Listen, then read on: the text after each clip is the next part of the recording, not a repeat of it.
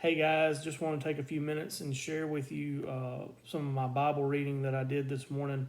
Really impacted me and made me look at something that I had read 1,000 times and made me look at it in a different way. And I just wanted to share that with you today. My Bible reading was in Matthew chapter 8, and come down into starting in verse 28. We read about a story of where Jesus met up with two demon possessed men, and how the demons knew who Jesus was, and that they had asked Jesus to send them into the herd of pigs that were nearby. And of course, we know what happens if you've read the story. The pigs rushed down the hill and died. And I've read that story several times. It's in Matthew, Mark, and Luke, and each one of them present that in just a little bit different way, and that's not a big deal. But what struck me about it was two things. First of all, why was the herd of pigs there? Jews don't eat pigs, so therefore, why would this Jewish town, these Jewish people, why would they be raising pigs? So that kind of struck me as odd. And then the second thing that struck me was when you get down to verse 34, after the pigs had died and the pig farmers had rushed into town, and they were telling all the townspeople, about what had happened. The townspeople came and asked Jesus to leave town, to leave their area, even though they could see these two formerly demon-possessed men sitting at Jesus' feet, calm and normal. And that got me to wondering, if they had just heard about this miracle that had happened, why were they asking Jesus to leave? So I started looking into those things a little bit and trying to figure out these two questions. Why were the pigs there? Why was, this Jewish town, why did they even have pigs? And second, why did these townspeople ask Jesus to leave after performing this miracle? And I prayed about it and did some research and found out a couple of things.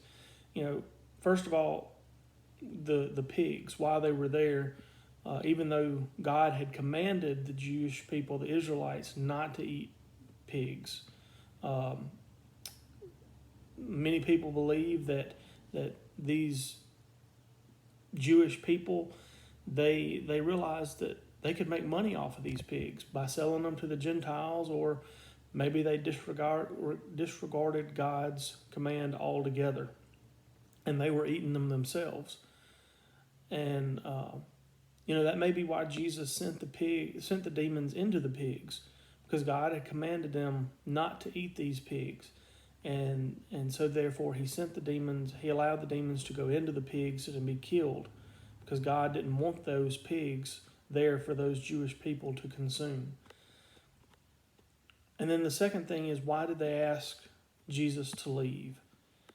And what I came to realize was that the story that they had heard about this miracle wasn't, oh, look what Jesus did to save these two men from this demon possession, but it was from the pig herdsman's point of view, and the fact that they now had lost all of their income. Not look at this amazing thing Jesus has done, but instead, now look what has happened to us because of what this man has done. So they came in with a negative perspective of what Jesus had done, not the positive perspective that Jesus had saved these men, but the negative perspective that he had caused these other men harm by killing their prophet, the way they were making their living. And that got me to realizing two things on these two things. If God wants something out of our lives, if God doesn't want it in our life, he's going to take it away. He's going to find a way to remove it from our life, whether we think it's good for us or not. If God doesn't want something in our life, he's going to take it away. And secondly, we need to realize that everybody goes through struggles, everybody goes through trials and pains, but when we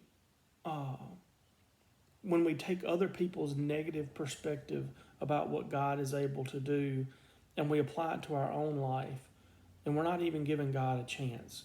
We're not even thinking about the positive things that He can do in our life. Just like these people did. They didn't even realize they could see for themselves. These two men had been healed of this demon possession, and they didn't think about it. All they focused on was the negative. And so we need to do the same. We need to focus on the positive things that God can do in our life, and not worry about the negatives. Not worry about what bad experiences others may have had in their life. So anyway, that was just a quick little thing that I read. Like I said, I'd read that story multiple times, and those two things really stuck out to me, and I just wanted to share those with y'all today. Hope y'all have a great day. Bye.